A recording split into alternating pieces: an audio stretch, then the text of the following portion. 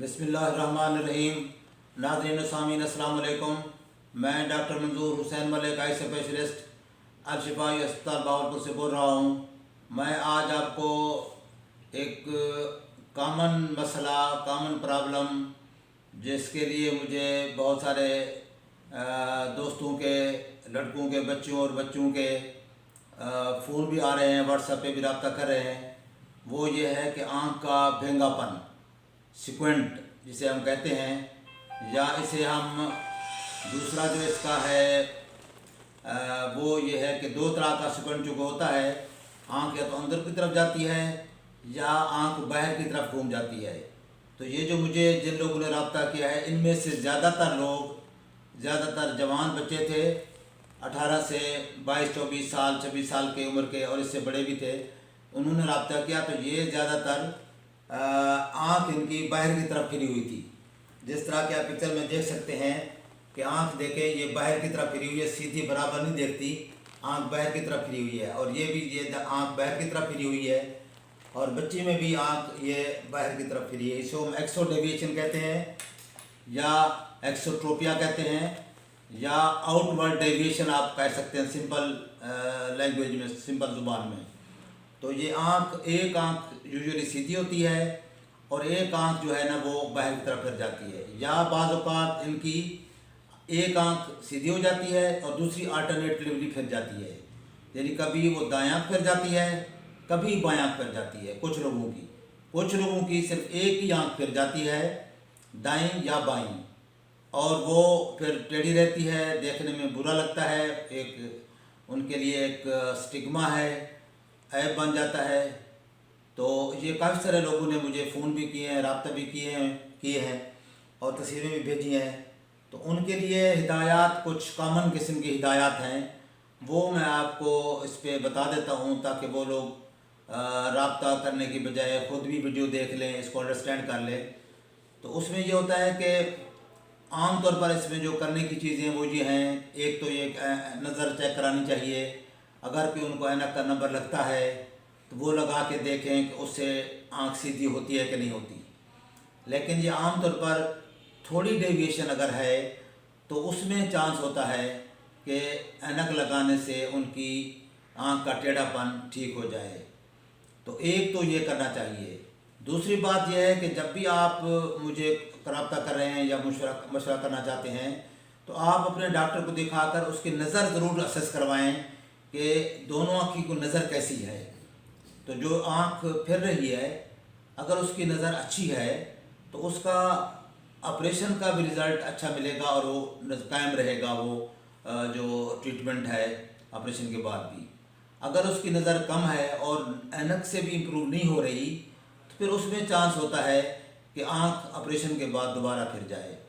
तो इसलिए ये हिदायत आपके लिए हैं कि जब भी आप इस तरह का कोई मशवरा करना चाहते हैं तो आप ऐनक की अपनी नज़र चेक करवाएं, और नज़र का कोई ऐनक लगती है तो वो लगा के देखें, और मुझे ये बताएं आपके उस आँख की जो डेविएट कर रही है उसकी नज़र कितनी है, उसका नंबर कितना है।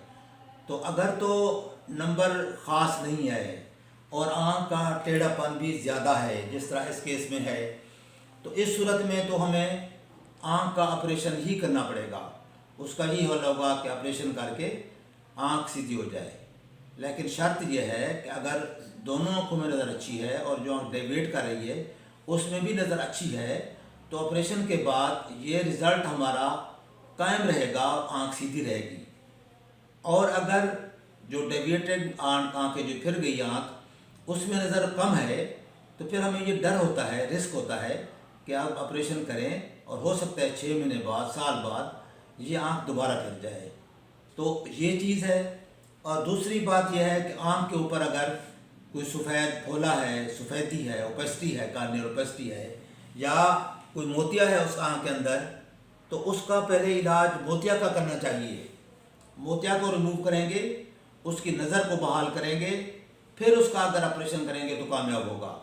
वरना अगर सफ़ेद मोतिया है या नज़र सफ़ेद मोतिया की कम्प्लिकेशन की वजह से, या ग्लाकोमा की वजह से, या किसी और वजह से नज़र पीछे बंद हो गई है और आँख डेविएट हो गई है, तो उसका ऑपरेशन करने का फ़ायदा नहीं होगा। वक्ती तौर पर तो हम सीधा कर देंगे, लेकिन वो जल्द ही उस आँख टेढ़ी हो जाएगी। इसलिए हमें पहले उसकी नज़र को बहाल करना है। अगर उस आँख में कोई सेंसरी डिप्रीवेशन की वजह से सिक्वेंट हो रहा है, मसलन कोई सफ़ेद मोतिया है या उसके ऊपर कार्नियोलोपेसिटी है, तो उसके लिए हमें नज़र बहाल करनी पड़ेगी। पहले सफ़ेद मोतिया है तो ऑपरेशन करके लेंस डाल के नज़र बहाल करें, और उसके बाद अगर सिक्वेंट ठीक हो जाता है तो ठीक, नहीं तो उसका ऑपरेशन हो जाएगा। इसी तरह अगर कार्नियोलोपेसिटी है तो कार्नियोलोपेसिटी को रिमूव करके, यानी उसकी कार्निया की पेबंदकारी करा के, उसके बाद नज़र को बहाल करने के बाद फिर अगर हम ऑपरेशन करेंगे तो वो हमारा कामयाब रहेगा। और अगर आँख पहले ब्लाइंड है और उसमें नज़र नहीं आता और उसका ट्रीटमेंट भी नहीं पॉसिबल कोई, तो उस सूरत में उसकी सर्जरी का कोई फ़ायदा नहीं होगा और आँख वो टेढ़ी ही रहेगी। तो ये चीज़ें थोड़ी सी हैं जो मतलब है इसके लिए ज़रूरी हैं समझने की। इसके अलावा जो केसेस हैं जिनमें सिक्वेंट थोड़ा है, जिसमें डेविएशन कम है, और उसमें फिर नंबर चेक कराएं, अपना रिफ्रैक्शन करवाएं। और माइनस नंबर अक्सर इनको लगता है, तो अगर माइनस नंबर लगता है तो उसकी हम फिर फुल करेक्शन देते हैं।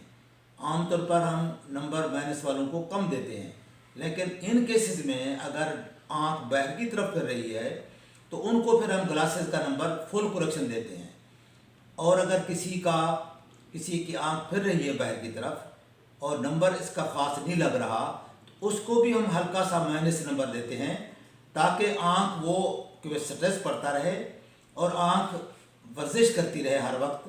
माइनस नंबर दे के उसको हम आँख को कन्वर्ज करने पे मजबूर करते हैं, ताकि आँख अंदर जोर लगाएगी तो उसका जो टेढ़ापन है वो बाहर की तरफ से अंदर की तरफ नॉर्मल होगा तो कम हो जाएगा।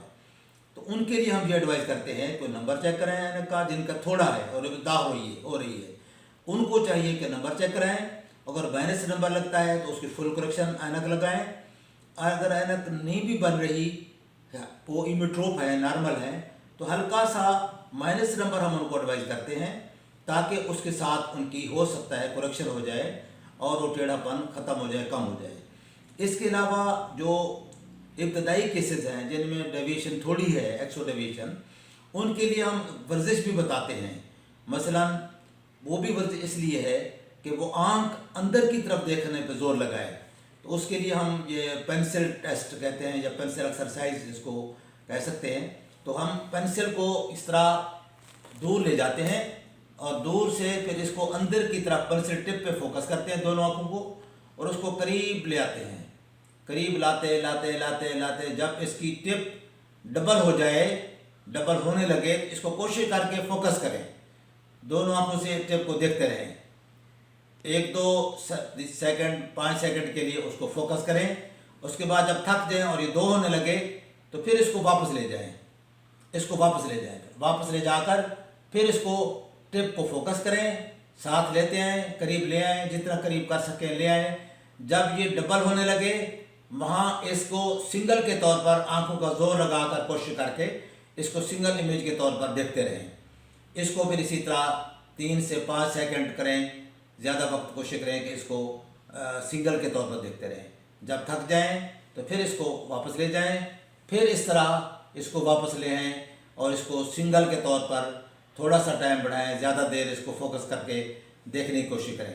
तो ये वर्जिश आप डेली 3-4 दफ़ा करते रहें तो 5-6 मिनट के लिए, तो इससे आपको आहिस्ता आहिस्ता जो आँख के मसल्स हैं वो अंदर कोशिश करेंगे, कन्वर्ज होंगे, कोशिश करेंगे, उनकी पावर, उनकी एफिशिएंसी बढ़ेगी।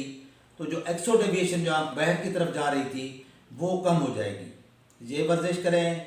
माइनस नंबर के ग्लासेस हैं तो वो लगाएं। तो इस तरीके से आपकी जो शुरुआत हैं, शुरू में जो एक्सो डेविएशन हो रही है वो कम हो जाएगी और हो सकता है वो ख़त्म हो जाए। तो इस तरीके से आप इसको ओवरकम कर सकते हैं। और अगर डेविएशन बहुत ज़्यादा हो गई है तो उसके लिए फिर ऑपरेशन ही करना पड़ता है, सर्जरी रिक्वायर्ड है और सर्जरी कामयाब है। अगर नज़र दूसरी आँख में डेविएटिंग आई में नज़र अच्छी है तो सर्जरी कामयाब है और ये कामयाब रहती है और इसमें कोई ऐसा ख़तरा भी नहीं है और ये इम्प्रूवमेंट और ये करेक्शन बड़ी बेहतरीन हो जाती है और कॉस्मेटिकली लोग बिल्कुल सही और खूबसूरती आ जाती है और सही हो जाते हैं। अच्छा, इसी तरह अगर कोई उसमें सेंसरी डिप्रीवेशन है, बोतिया है या कार्डियोपैथी है या कोई काबिल इलाज इस तरह का कोई मर्ज़ है, तो फिर उसको इलाज करना चाहिए। उसका इलाज करने के बाद जब नज़र बहाल हो जाएगी तो फिर नज़र या तो थोड़ी सी इम्प्रूव हो जाएगी, यानी उसकी डेविएशन कम हो सकती है, हो जाएगी थोड़ी। अगर नहीं पूरी करेक्शन होती या डेविएशन कम नहीं होती तो उसको भी हम ऑपरेशन करके फिर सीधा कर सकते हैं। तो ये चंद गुजारिशात थी जो काफ़ी जवान लोगों के ये सवालात थे, तो मैंने बड़ा समझा कि इस पर एक वीडियो बना के उनको ये हिदायत दे दूं और ये मैसेज दे दूं।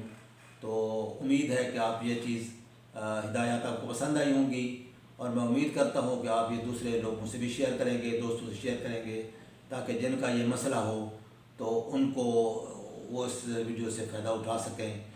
तो उम्मीद है कि आप इसको इफ्तार खैर में हिस्सा लेंगे। अस्सलाम वालेकुम रहमतुल्लाह।